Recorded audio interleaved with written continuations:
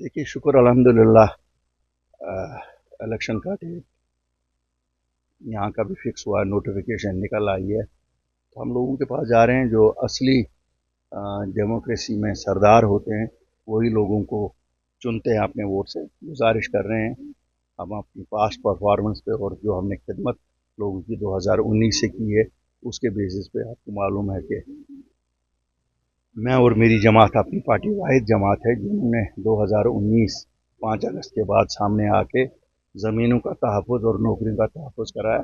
कितने सारे मसले हैं, 3-3.5 लोगों को रहा करवाया।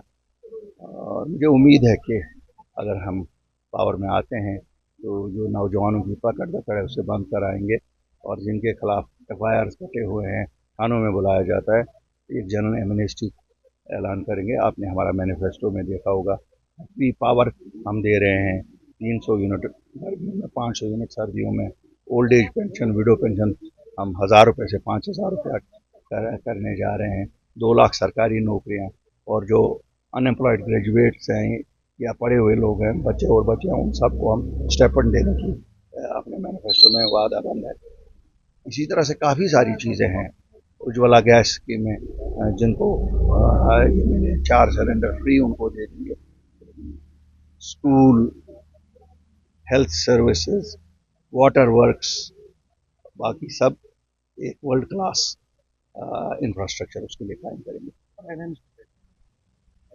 देखिए, हम तो किसी अलायंस में हैं नहीं, न हम किसी पार्टी को सपोर्ट कर रहे हैं, न किसी पार्टी से हम सपोर्ट ले रहे हैं।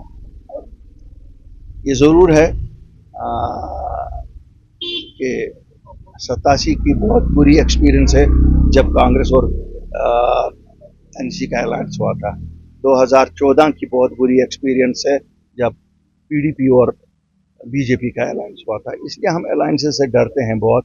अलायंसेस का जम्मू कश्मीर में लोगों पे बहुत बुरा असर पड़ता है, क्यों अलायंसेस से इन जमातों को लगता है कि वो कत्रो बतर कर सकते हैं लोगों के मफादात का, लोगों के एहसासात का, लोगों के जज्बात का। और अगर हम आज देखें जो हमारे नौजवान जेलों में हैं, या जो हमारे नौजवान इस वक्त थानों के चक्कर काट रहे हैं, या जिनकी वेरिफिकेशन बंद है, या जिनकी पासपोर्ट नहीं जुड़ा हुए हैं, FIR किसने काटे हैं? ये तो वही सब हैं जो 96 से अवामी सरकारें बने, चाहे नेशनल कॉन्फ्रेंस की सरकार बनी डॉक्टर फारूक अब्दुल्ला की सरबराही में, चाहे मरहूम मुफ्ती मोहम्मद सईद की सरकार बनी, चाहे फिर उमर अब्दुल्ला साहब की सरकार बनी, चाहे महबूबा मुफ्ती जी की सरकार बनी। ये FIR तो वही हैं। उन्हीं FIRों पे आज बच्चों को गिरफ्तार करके अंदर रखा गया है, या पासपोर्ट बंद किए गए हैं, या वेरिफिकेशन बंद किए, या थानों के चक्कर काट रहे हैं। तो इन जमातों को कम अज़ कम शर्मिंदा तो होना चाहिए इन चीज़ों के लिए। हर बार बोला कि हम ये FIR वापस लेंगे, लिए नहीं, लेकिन अल्लाह के फजल से हम वादा बंद हैं कि अगर हमारी जमात पावर में आती है 30 सितंबर का कट ऑफ डेट करके हम आम माफ़ी का ऐलान करेंगे। एक सिंपल एफिडेविट कि हिंदुस्तान की सलामती और वादियत के हक़ में हम, हिंदुस्तान के आइन पे हमें यकीन है, हम अपने मुल्क हिंदुस्तान के खिलाफ कोई नहीं करेंगे। कोर्ट में एफिडेविट देना है और सबके पासपोर्ट भी इजरा होंगे, रहा भी होंगे, कोई पुलिस की पकड़ दर नहीं।